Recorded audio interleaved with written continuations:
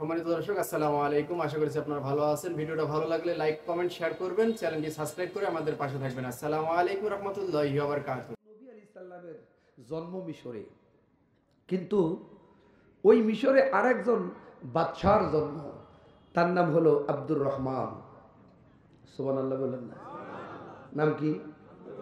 এই বাদশা শুধু বাদশা না, উনি আল্লাহর ওলি। 5 ওয়াক্ত নামাজ, তাহাজ্জুদের নামাজ ওই বাদশা কোনোদিন কাজা করে নাই। কোরআন সুন্নাহ অনুযায়ী সমাজ রাষ্ট্র পরিচালনা করেছেন। আচ্ছা বলেন, লোকটা ইমানদার না বেঈমান? জোরে বলেন, আরো জোরে। এখন দেখেন তার উপর কি পরীক্ষা। ইন্নাল্লাযীনা বলেন, ইন্নাল্লাযীনা আমানু ওয়া আমিলুস সলিহাতি কানাত লাহুম জান্নাতুল ফিরদাউসি নুজুলা। আল্লাহ বললেন, বান্দা বান্দীদের দুটি কাজ করতে পারলে বিনিময়ে আমি আল্লাহ জান্নাত দেব, আর জান্নাতটার নাম হলো জান্নাতুল ফিরদাউস। সুবহানাল্লাহ বলেন। এক নাম্বার অন দা পয়েন্ট, ইন্নাল্লাযীনা আমানু, ঈমান আনতে হবে কার উপরে? ঈমান আনতে গেলে পরীক্ষার দরকার আছে না নাই? মিশরের বাদশা রাষ্ট্র পরিচালনা করে কোরআন সুন্নাহ দিয়ে। বলেন তো, একটা রাষ্ট্রে অনেক ধর্মের মানুষ বসবাস করে না করে না? অনেক দল, ছোট ছোট দলগুলো চিন্তা করতেছে আব্দুর রহমান যেভাবে রাষ্ট্র পরিচালনা করতেছে, সমাজ পরিচালনা করতেছে, এভাবে যদি সমাজ রাষ্ট্র পরিচালনা করে আমরা ক্ষমতার মুখ কোনোদিন দেখতে পাবো না। তাহলে কি করতে হবে? বলছেন আব্দুর রহমানকে ক্ষমতাচ্যুত করতে হবে। কথা বুঝলেন? ক্ষমতাচ্যুত করতে গেলে বলেন তো আন্দোলনের দরকার আছে না নাই? বৃহত্তম আন্দোলনের ডাক দিল ছোট ছোট দলগুলো, এক দফায় এক দাবি, আব্দুর রহমান ক্ষমতা কবে ছাড়বি? 95 দিনে আব্দুর রহমান ক্ষমতা ছাড়তে বাধ্য হলো। যখন তারা ক্ষমতা হাতে পেল, ছোট ছোট দলগুলো, এই দলগুলোর নাম সেই সময় ছিল মহাজোট। কি জোট? আরো জোরে। এই মহাজোট সরকার চেয়ার পালো। চেয়ার পাওয়ার পরে পুলিশকে আদেশ করলো, আব্দুর রহমানকে যে কোথাও পাওয়া যাও ফাঁসির মঞ্চে হত্যা করতে হবে। বলেন তো আব্দুর রহমানের অপরাধ কি? একটা অপরাধ আল্লাহ আর তার নবীর উপর ঈমান আনা, কোরআন সুন্নাহ অনুযায়ী সমাজ রাষ্ট্র পরিচালনা করা। আজও বাংলাদেশে ইসলামী আন্দোলনের নেতা কর্মীর কি অপরাধ? একটা অপরাধ, শুধুমাত্র কোরআনের আন্দোলন করা। দুটা ফুল মন্ত্রী বাংলাদেশে পেয়েছিল, একটা হলো শিল্পমন্ত্রী শহীদ মতিউর রহমান নিজামী, উনি দুইটা মন্ত্রণালয় পেয়েছিলেন, একটা হলো শিল্প মন্ত্রণালয় আর একটা হলো কৃষি মন্ত্রণালয়। সুবহানাল্লাহ বলবেন না? ফখরুদ্দিন মঈনুদ্দিন আসার পর 1 টাকার দুর্নীতি খুঁজে তারা পায় নাই। আলিয়া আহসান মোহাম্মদ মুজাহিদ, তিনি সমাজ কল্যাণ মন্ত্রণালয়ের দায়িত্ব পেয়েছিলেন, 1 টাকার দুর্নীতি তারা খুঁজে পায় নাই। যখন ভারত দেখলো এই সমস্ত মানুষের হাতে যদি কর্তৃত্ব নেতৃত্ব বাংলাদেশের আগামী দিন যায়, আমাদের অবস্থা কেরোসিন, তাহলে কি করতে হবে? তাদের বসানো পুতুল সরকার বসে অপরাধ করে নাই, বন্দুকের নল ঠেকিয়ে সাক্ষী জোগাড় করে এই নিরপরাধ মানুষগুলোকে 92 ভাগ মুসলমানের দেশে ফাঁসির রায় কার্যকর করেছে। বলেন কথা ঠিক কিনা? কিন্তু আল্লাহর কি লীলা, তারা যে ট্রাইব্যুনাল তৈরি করেছিল ওই ট্রাইব্যুনালে তাদের বিচার শুরু। কথা কয় না রে, এত নরমাল করলে হবে না, আওয়াজ দিয়ে বলুন ঠিক। এই বিচারের হাত থেকে তারা কেউ পালাইতে পারবে? ইনশাআল্লাহ। আমরা ইচ্ছা করলে হাতে তুলে নিতে পারতাম আইন, কিন্তু না, আইন হাতে তুলে নেওয়া যাবে না। আইন আইনের গতিতেই চলবে। বিশ্বাস করুন, ইউনিয়ন, ওয়ার্ড, থানা, উপজেলা, জেলা, বিভাগ, কোন নেতৃবৃন্দ যারা অপরাধ করেছে একটাও ছাড় পাবে না, ছাড় দেওয়া হবে না।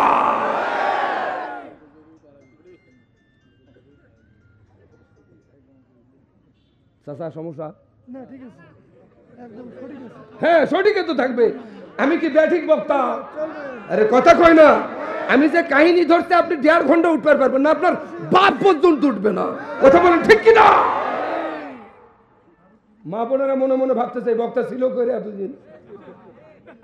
আলহামদুলিল্লাহ বলেন। বাচ্চার নাম কি? জোরে বলেন। রায় দিছে তাকে যেখানেই পাওয়া যাক ফাঁসির মঞ্চে মারা হবে। আর দেরি করলেন না, রাজ সিংহাসন ছেড়ে দিয়া গভীর রাত্রিতে তিনি পালিয়ে যাচ্ছেন। বাড়ি গেলেন, গভীর রাত্রিতে দরজায় লক করলেন। দরজা যিনি খুলে দিলেন তার স্ত্রী, নাম হলো তার সালেহা। নাম কি? সালিহা শব্দের শাব্দিক অর্থ হলো নেককারিনী। সুবহানাল্লাহ বলবেন না? একজন প্রাইম মিনিস্টারের, প্রধানমন্ত্রীর বউ তার জীবনীতে পেলাম তিনি কোনদিন 5 ওয়াক্ত নামাজ, তাহাজ্জুদের নামাজ কাজা করেন। সুবহানাল্লাহ বলবেন না? আর যারা 5 ওয়াক্ত নামাজ, তাহাজ্জুদের নামাজ কাজা করে না, এরা হয় আল্লাহর ওলি। আর ওলি যারা হয় তাদের ভয় দুনিয়াতেও থাকে না। আল্লাহ বললেন, আমার সাথে বলেন, আলা ইন্না আউলিয়া আল্লাহি লা খাউফুন আলাইহিম ওয়া লা হুম ইয়াহজানুন।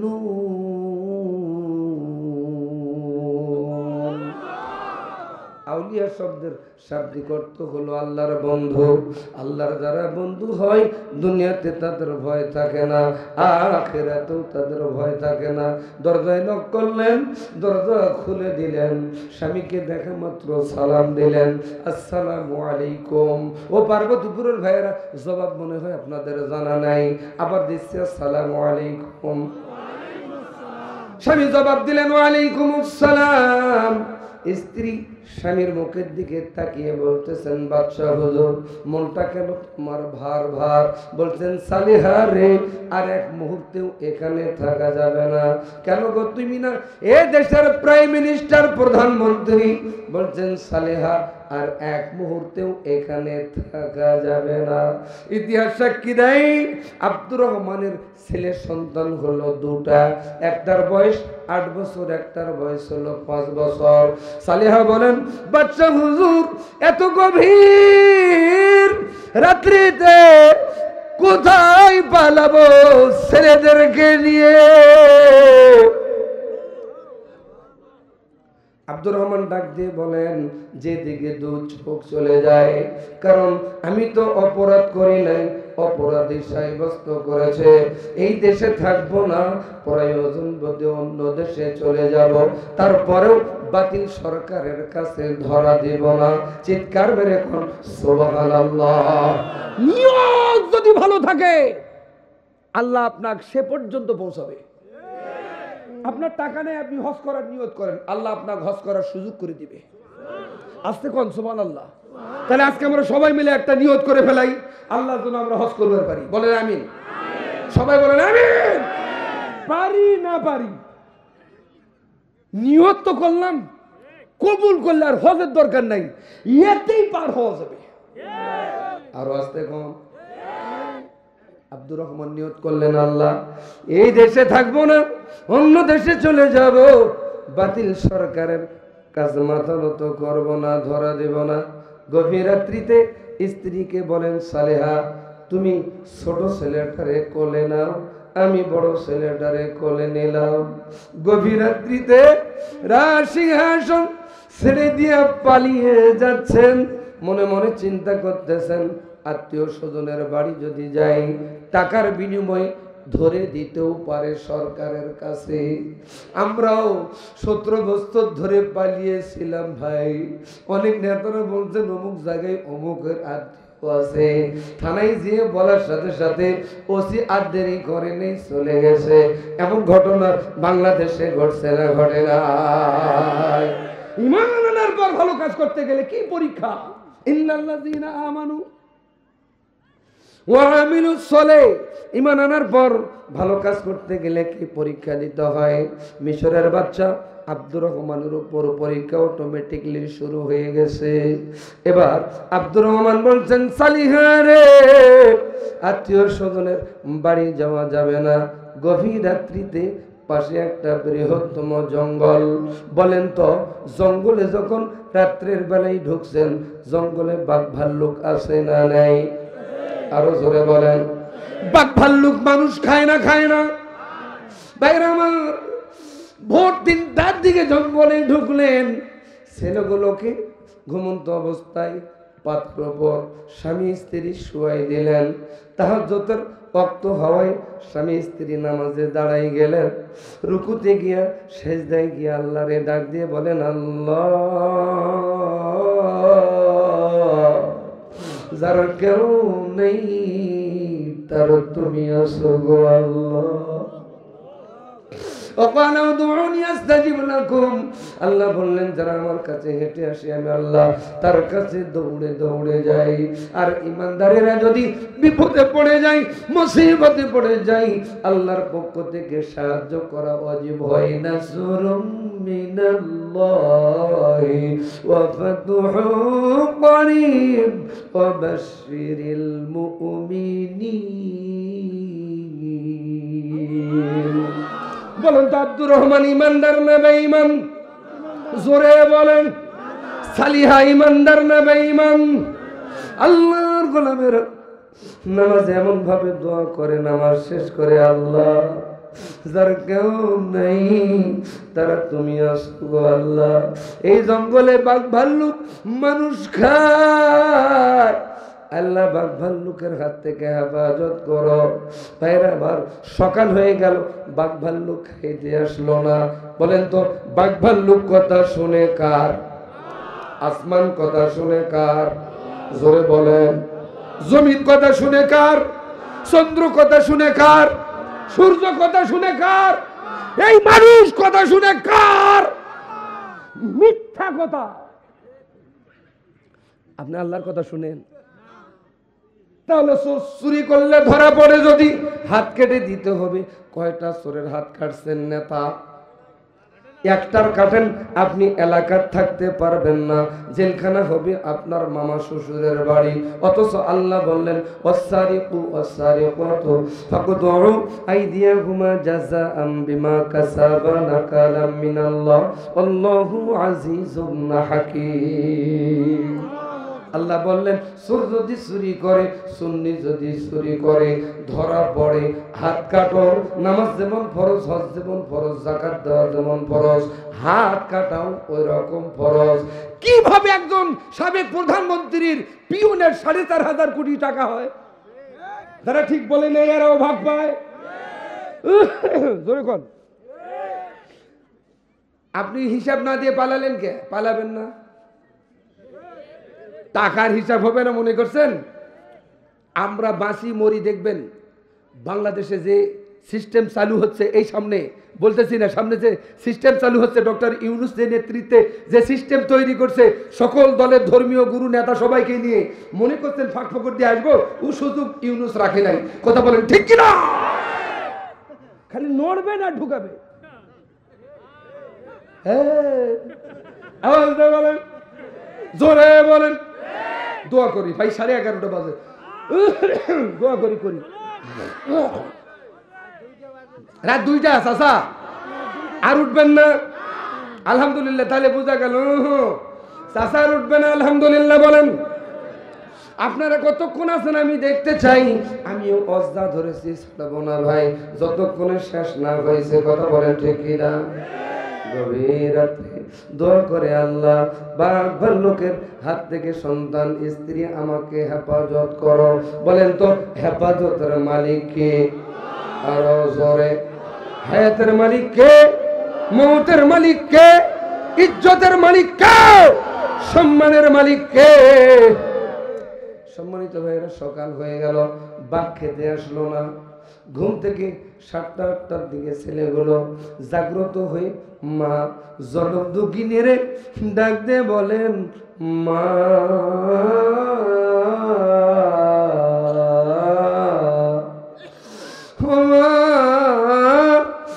আমরা এই জঙ্গলে কেন গো মা? মা ডাক দিয়ে বলছেন বাবা বেশি কেন মা? আমার বাবা নাই দেশের প্রধানমন্ত্রী, বাবা তোমার বাবারে ক্ষমতাচ্যুত করেছে, তাগুত বাতিল সরকারের পুলিশ যদি ধরতে পারে তোমার বাবারে ফাঁসের মঞ্চে মারবে, তোরা দুইটা সন্তান আমার এতিম হয়ে যাবি, আমি তোর মা বিধবা হয়ে যাব বাবারে, এজন্য আমরা জঙ্গলে পালিয়ে এসেছি। ও মা বুঝলাম, ও মা খবর আছে নাকি? ক্ষুধা লেগেছে মা। মা বলেন বাবা পালিয়ে এসছে, খাবার তোর সঙ্গে আনতে পারি নাই। সদ্য একজন প্রেসিডেন্ট তিনি চলে গেলেন, কিছু নিয়ে যেতে পারলেন না। আমাদের দেশের সাবেক জালেম সরকার রান্না করা খাবার, দুপুরের খাবার তিনি খাইতে পারেন নাই। হয় নাই, এত নরমাল ঠিক বললে তো ওয়াজ হবে না ভাই, বুঝতে পারছি আপনাদের ঘুম আসছে, আমিও বুঝি রে ভাই, খালি তালুক বলুন ঠিক, জোরে বলেন ঠিক। হ্যাঁ এতক্ষণ এইভাবেই বলবেন, তাহলে আমি বুঝবো যে আপনারাও আছেন। আমি আমার বসা কণ্ঠ ভাঙ্গা কণ্ঠে কত কষ্ট করে কত স্পিরিট দিতেছি এটা আপনারা জানেন না। আমি আগামীকালকার চিন্তা করি নাই আমার গলা থাকবে না যাবে, এটা চিন্তা আমি করি নাই। আমি আসছি, আমি কিছু বলে যাই, আগামীকালকে বলার সুযোগ আল্লাহ দিলে হবে, নইলে হবে না, দরকার নাই আমি আমার কথা বলার জন্য যাব না। আরো জোরে সম্মানিত ভাইরা গভীর মনোযোগ। এবার জনম দুঃখিনী মা বলেন বাবা দেখি তোমার আব্বা হুজুরকে বলে খাবারের কোনো ব্যবস্থা করা যায় নাকি। এবার আব্দুর রহমানকে সালেহা ডাক দিয়ে বলেন বাদশা হুজুর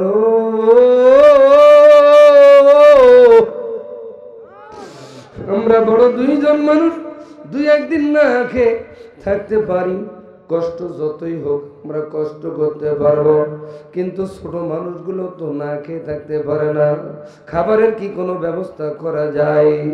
আব্দুর রহমান বলেন সালিহা তুমি তো জানো আমার কাছে কোনো টাকা নাই, সদ্য ক্ষমতাচ্যুত প্রেসিডেন্ট তার কোনো টাকা নাই, আমরা দেখলাম পালিয়ে গেল কোটি কোটি টাকা, দরবেশ বাবা সহ ধরাও পড়লো। কথা বলেন আওয়াজ দিয়ে কথা ঠিক না? সম্মানিত ভাইরা গভীর মনোযোগ। এবার সালিহারে বলেন সালিহা আমার কাছে তো টাকা না। সালিহা বলেন বাদশা হুজুর আপনার হাতে একটা হীরার আংটি আছে, এদিকে তাকান। কিসের আংটি? এই হীরার আংটিটা বাজারে বিক্রি করেন, চাল ডাল ক্রয় করে নিয়ে আসেন, জঙ্গলের ভিতরে সন্তান সহ আমরা সকলে রান্না বান্না করে খাবো। আব্দুর রহমান ডাক দিয়ে বলেন সালিহা রে আমি যদি বাজার করার জন্য যাই, আংটি বিক্রি করার জন্য, পুলিশ বাজারে থাকে না থাকে না, আমারে যদি দেখতে পাই ধরে নিয়ে গিয়া ফাঁসির মঞ্চে হত্যা করবে, তুমি বিধবা হয়ে যাবে, আমার দুইটা সন্তান এতিম হয়ে যাবে। ও সালিহা তুমি কি তা চাও? সালিহা কেঁদে কেঁদে বলেন দুনিয়ার কোনো স্ত্রী তা চায় না, কপালে যদি আমার তাই থাকে তাই হবে। আব্দুর রহমানকে আল্লাহর হাওলায় আল্লাহর রাস্তায় বাজার করার জন্য পাঠিয়ে দিলেন। ইতিমধ্যে বাবা গেল বাজারে, ছেলে দুটো মাকে ডাক দিয়ে বলেন মা আব্বু তো বাজারে গেল এখনো আসলো না, ও মা ক্ষুধা লেগেছে, ও মা জীবন আর মনে হয় বাঁচে না, ও মা তৃষ্ণা লেগেছে মা পানি খাও মা। বলেন তো সন্তান যখন মায়ের কাছে পানি চাই, মা পানি দিবে না? দিবে না। কিন্তু জঙ্গলে পানির তো কোনো ব্যবস্থা নাই, পানি নিয়ে আসতে গেলে ইতিহাসবিদ বলেন আটলান্টিক মহাসাগরের কিনারে যেতে হবে, প্রশান্ত মহাসাগরের কিনারে যেতে হবে। আটলান্টিক মহাসাগর 33,000 ফিট গভীর, প্রশান্ত মহাসাগর 36,000 ফিট গভীর। এবার সালিহা চিন্তা করেন ছেলেগুলোরে যদি নিয়ে আটলান্টিক মহাসাগরের কিনারে যাই, আব্দুর রহমান বাজার করে এসে যদি দেখেন বউ নাই সোল নাই, মনে মনে ভাববেন বাগে মনে হয় খেয়ে ফেলছে। আল্লাহর রাস্তায় ছেলেগুলোকে জঙ্গলে রাখলেন। সালিহা পানি নিয়ে আসার জন্য ছুটে গেলেন আটলান্টিক মহাসাগরের কিনারে। ঘটি নিলেন না, বাটি নিলেন না,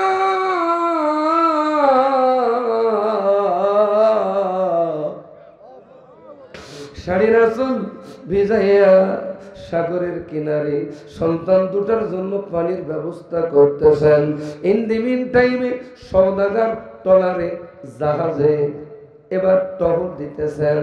ক্যামেরার সাহায্যে, দূরবীনের সাহায্যে দেখতে পান এত সুন্দরী নারী তার জীবনে, তার লাইফে কোনোদিন দেখে নাই। ইতিহাসবিদ বলেন বাদশা আব্দুর রহমানের স্ত্রীকে আব্দুর রহমান ছাড়া কোনোদিন পর পুরুষ দেখে নাই। তিনি খুব সুন্দরী ছিলেন, সুবহানাল্লাহ বলেন।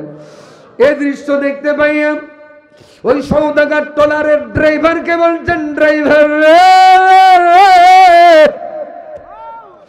আর দেরি করো না, জলদি কিনারে ভিড়াও, ওই মহিলা আমার দরকার।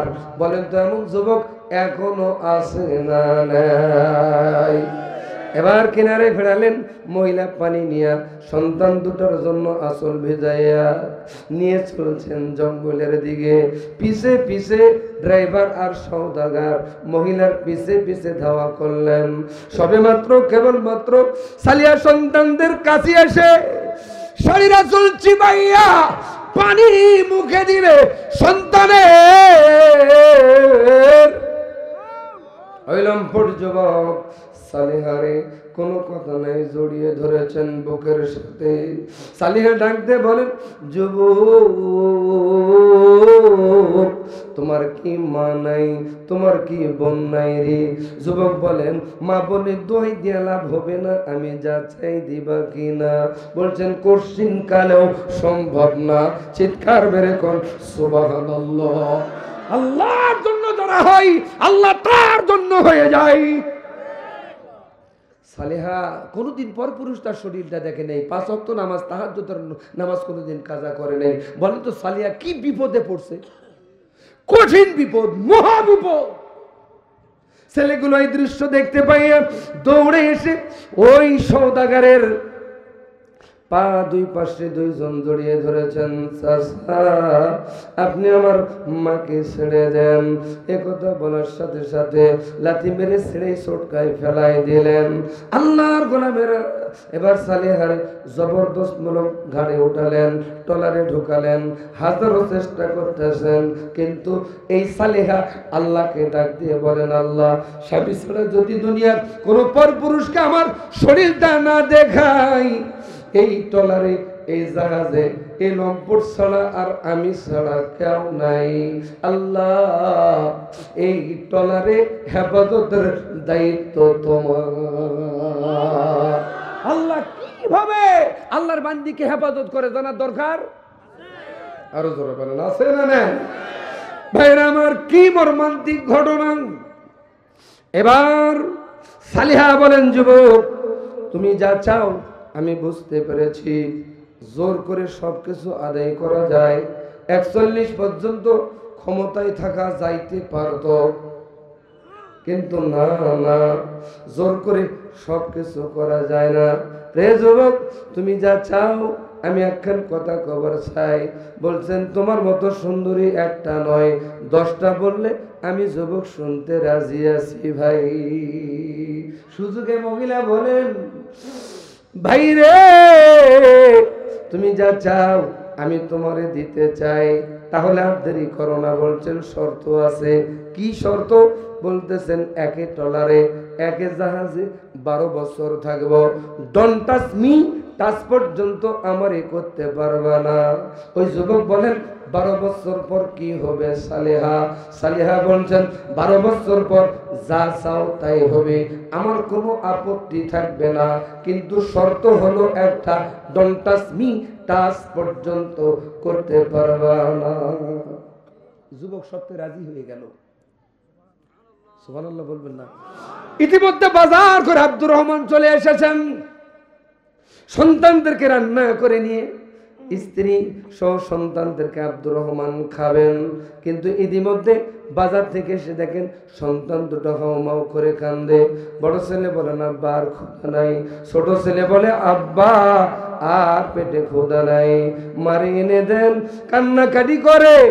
আব্দুর রহমান বলে, কি হয়েছে রে বাবা, তোর মারে কি বাঘে খাইছে? বলছেন না না, বাঘে খাই নাই আব্বা হুজুর, ওই যে সমুদ্রে দেখা যায় ট্রলার, জাহাজটা, নৌকাটা, আমার মাকে একজন লম্পট জোর করে উঠাই নিয়ে গেছে। বলেন তো এখন রান্না করে সন্তানদের ক্ষুধা নিবারণ করবে না তার বউ বাঁচাবে? কথা কয় না। আর আমরা বলি বউ মরলে আরো একটা, ঠিক কিনা? সম্মানিত ভাই, বড় ছেলেটা বলেন, আব্বা আমি জঙ্গলে রয়ে গেলাম, ছোট ভাইটারে আপনি নিয়ে যান। ছোট ভাই বলেন, আব্বা আপনি যদি আমারে নিয়ে যান, আপনারে আমি সহযোগিতা করতে পারবো না।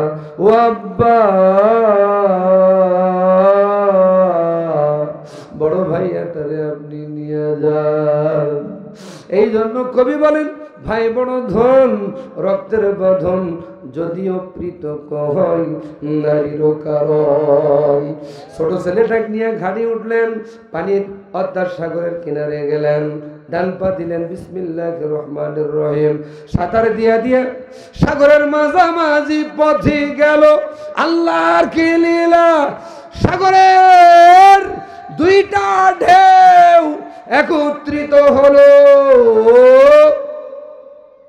ঘাড়ের উপরের ছোট্ট ছেলেটা পানির তলদেশে চলে গেল, আব্দুর রহমানও একদিকে চলে গেল। বাপেরও কোনো খোঁজ নাই, ছোট্ট ছেলেটারও কোনো হদিস নাই। বাপার ছেলে পানির তলদেশে গিয়া বাঁচলো না মরলো জানার দরকার আছে না নাই? মা থাকলো টলারে।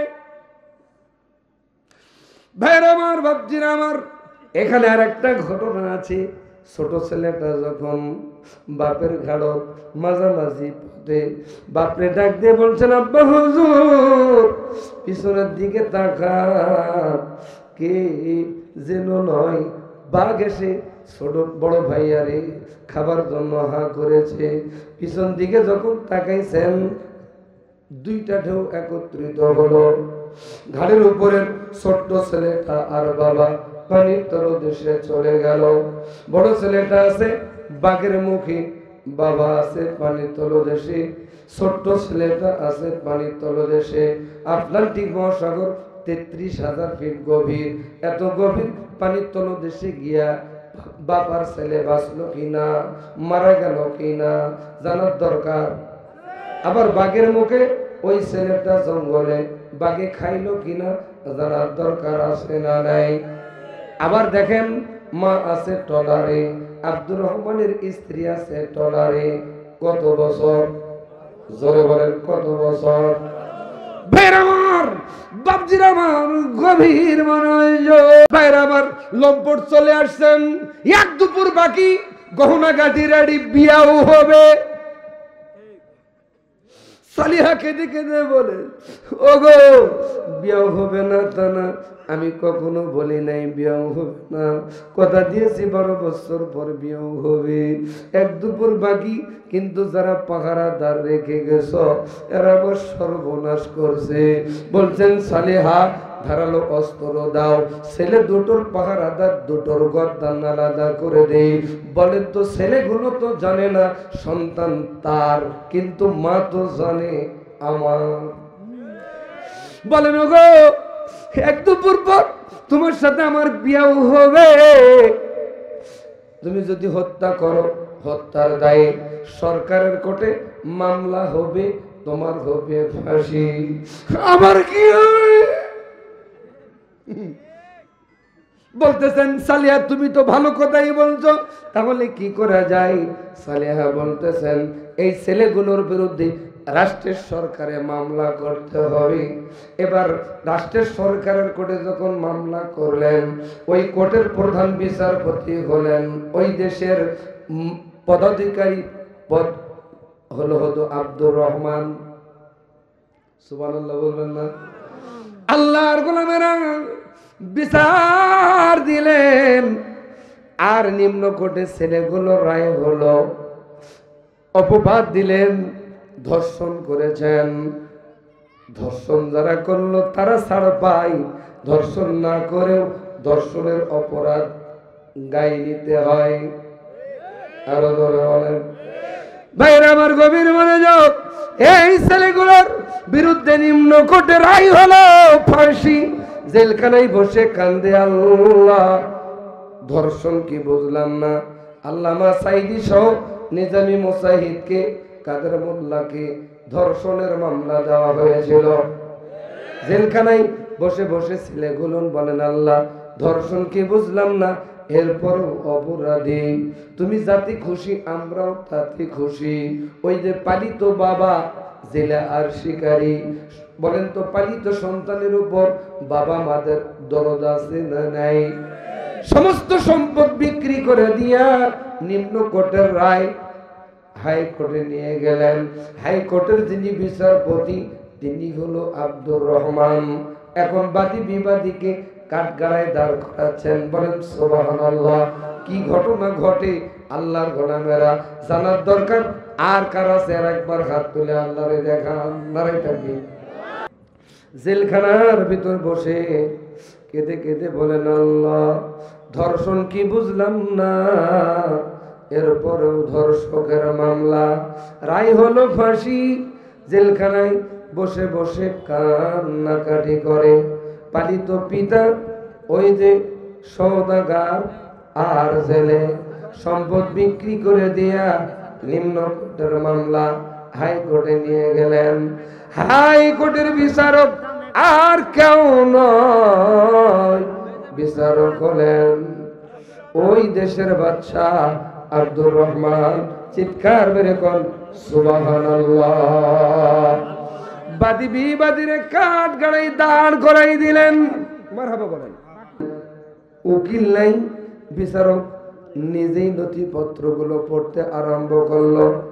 যেমনি রায় দিয়েছিল ওই রায়গুলার ভিতরে কিছু ভেজাল ছিল। গততে যে রায় বাংলাদেশের ইসলামী নেতৃবৃন্দুর বিরুদ্ধে দিয়েছে, এই রায়ের ভিতরেও ভেজাল আছে না নাই? বিবাদের কাঠগড়ায় দাঁড় করাই দিলেন।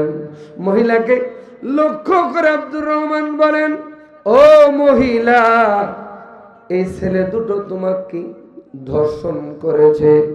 মহিলা বোরকা পরা অবস্থায় নিম্নগামী।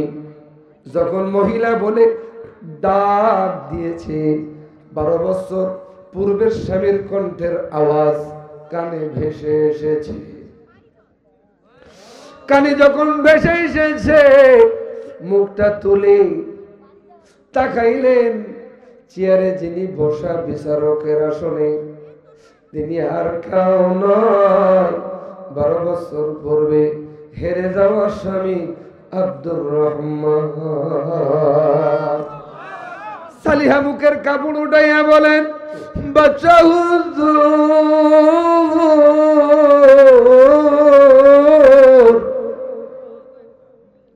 12 বছর পূর্বের স্ত্রীর কণ্ঠের আওয়াজ আব্দুর রহমানের কানে ভেসে আসলো।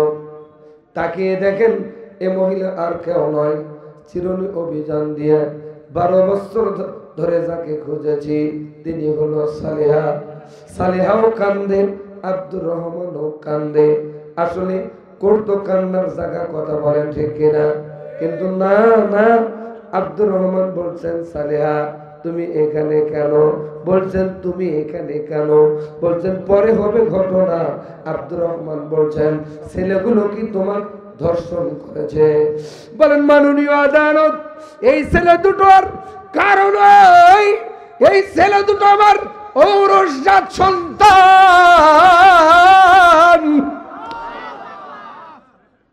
আর নিজের সন্তান কখনো মায়ের দিকে কোন নজরে তাকাইতে পারে না। বলেন তো এখন কি আর ছেলেগুলোর ফাঁসি হবে? এবার মামলা খারিজ। বিগত 70 বছরে যে মামলাগুলো রাজনৈতিক ভাবে ছিল, এখন আমাদের মাঝে মামলা ওঠার আগে বলে খারিজ হয়ে গেল। বুঝে থাকলে কথা বলেন, কথা ঠিক কিনা? ইন্নাল্লাযীনা আমানু ওয়া আমিলুস সালিহাত, ঈমান আনার পর ভালো কাজ করতে গেলে পরীক্ষা আসে না নাই? আব্দুর রহমান এবার খারিজ করে দিলেন মামলা। পুলিশকে বলা হলো, পুলিশ, জি স্যার, এখানে কি বাদী আছে? বলছেন জি। এই রায় শোনার সাথে সাথে বাদী দৌড় মারছে, বলছেন you are under arrest, handcuff me. পালাবি কোথায়? পালার সুযোগ দেওয়া হবে না। ধরলেন থেকে, ধরার পরে রায় দিচ্ছেন ফাঁসি।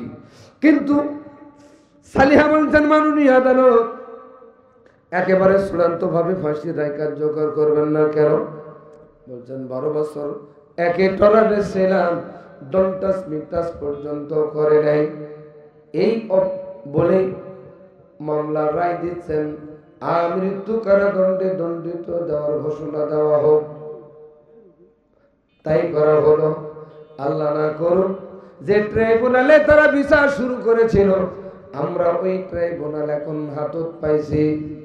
এই অনুপাতে অপরাধীদের বিচার 92% মুসলমানের দেশে হবে, পার পাবে না, পার পেতে দেওয়া হবে না। আমি বোঝাইতে চাই, বিগত সরকার আব্দুর রহমানকে ক্ষমতাচ্যুত করলো, দেশ থেকে তাড়িয়ে দিল।